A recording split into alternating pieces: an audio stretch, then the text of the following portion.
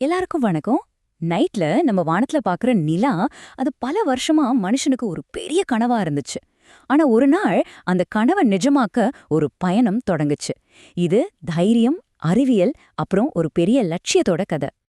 நீங்க எப்போவாச்சும் நிலாவ பார்த்து இப்படி யோசிச்சிருக்கீங்களா? மனுஷங்க அங்கு எப்படி போனாங்கன்னு பாருங்க. இந்த ஒரு கேள்விதான் மனுஷனோட மிகப்பெரிய சாகச பயணத்துக்கே காரணமா இருந்துச்சு. வாங்க அந்த சூப்பரான கதைய இப்ப முழுசா பார்க்கலாம். சரி, முதல்ல நாம 1960களுக்கும் போவோம். அப்போ உலகம் ரொம்பவே ஒரு பதட்டமான காலகட்டத்துல இருந்துச்சு. பனிப்போர், அதாவது கோல்ட் வார், அதோட உச்சத்துல இருந்த நேரம். கரெக்டா இந்த சூழல் தான் விண்வெளி பயணத்துக்கான ஒரு களத்தையே உருவாக்குச்சு. இது வெறும் ஸ்பேஸ் ரீசர்ச்கான ஒரு பயணம் மட்டும் இல்லைங்க. இது அமெரிக்காவுக்கும் சோவியத் யூனியனுக்கும் நடுவுல நடந்த ஒரு பெரிய டெக்னாலஜி போட்டி. யாரு முதல்ல நிலாவுல கால வைக்கிறாங்களோ அவங்க தான் உலகத்திலேயே பவர்ஃபுல்லுன்னு நிரூபிக்க முடியும். அப்படி ஒரு நிலைமை.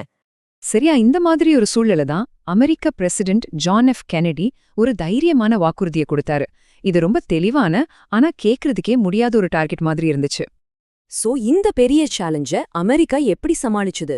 அந்த தைரியமான விண்வெளி வீரர்கள், அப்புறம் அவங்கள நிலாவுக்கு கொண்டு போன அந்த அசாதாரணமான மிஷன், இத பத்தி இப்ப நாம பாப்போம். கென்னடி அறிவிச்சு சரியா 8 வருஷம் கழிச்சு ஜூலை 16, 1969ல அந்த சரித்திர பயணம் தொடங்குச்சு.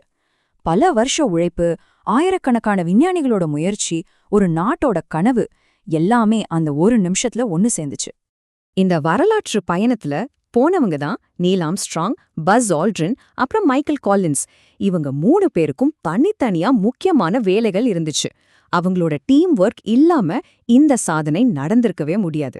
யோசிச்சு பாருங்களேன், பூமியிலிருந்து நிலாவுக்கு போக அவங்க பயணம் செஞ்ச தூரம் 3,84,000 கிலோமீட்டர், அதாவது கிட்டத்தட்ட 4 லட்சம் கிலோமீட்டர்ஸ். இது பூமிய 10 தடவை சுத்தி வர்றதுக்கு சமம். எவ்வளவு பெரிய டிராவல் பாருங்க. இப்ப பயணத்தோட ரொம்ப முக்கியமான கட்டத்துக்கு வர்றோம். ஆம்ஸ்ட்ராங்கும் ஆல்ட்ரினும் இருந்த ஈகிள் அப்படிங்கிற லூனார் மாடியூல் மெயின் ஷிப்ல இருந்து பிரிஞ்சு நிலாவோட மேற்பரப்பை நோக்கி மெதுவா இறங்க ஆரம்பிச்சது. அவங்க பயணத்தோட கடைசி கட்டத்தை நெருங்கிட்டாங்க. ஆமாங்க, இப்ப நம்ம கதையோட கிளைமேக்ஸுக்கு வந்தாச்சு. சரித்திரத்துல பொறிக்கப்பட போற அந்த லேண்டிங் நடந்த அந்த தருணத்தை உலகம் பூரா கோடிக்கணக்கான மக்கள் டிவில மூச்ச பிடிச்சுக்கிட்டு பாத்துட்டு இருந்தாங்க. அந்த நாள் ஜூலை 20, 1969. சரித்திரத்துல மறக்க முடியாத ஒரு நாள். பல 100 வருஷமா மனுஷன் அண்ணாந்து பார்த்த நிலா இப்போ அவனோட காலுக்கு கீழ இருந்துச்சு. மனிதகுலத்தோட கனவு நிஜமான நாள் அது. அப்பதான் நீல் ஆம்ஸ்ட்ராங் நிலாவுல தன்னோட முதல் அடியை எடுத்து வச்சுட்டு அந்த புகழ்பெற்ற வார்த்தைகளை சொன்னாரு. இந்த ஒரு வரி அந்த முழு பயணத்தோட முக்கியத்துவத்தையே சொல்லிருச்சு. நிலாவோட தரை எப்படி இருந்துச்சுன்னா ரொம்ப அமைதியா, தூசி நிறைஞ்சு ஒரு மர்மமான இடமா இருந்துச்சு. அங்க அவங்க சும்மா அமெரிக்கா கொடியா மட்டும் நட்டுட்டு வரல, முக்கியமான சில அறிவியல் சோதனைகளை செஞ்சாங்க. அப்புறம் நிலாவில இருந்து பாறை மாதிரிகளையும் மண் மாதிரிகளையும் சேகரிச்சாங்க.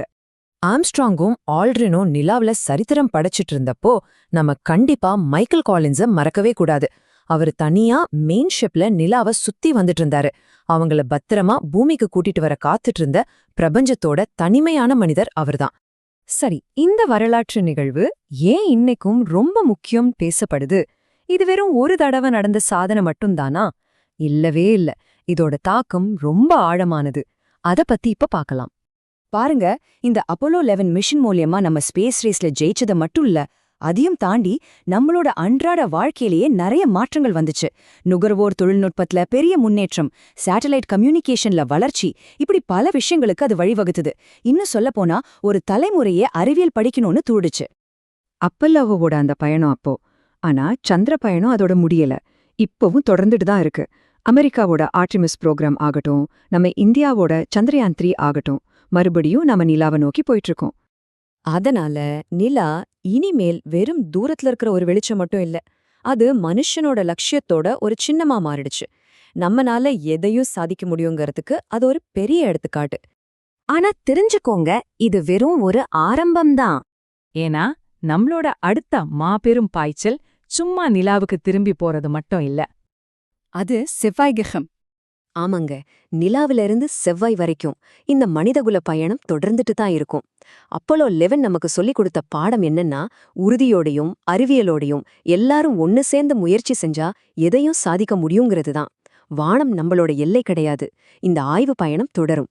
இந்த விளக்கத்தை பார்த்ததற்கு நன்றி.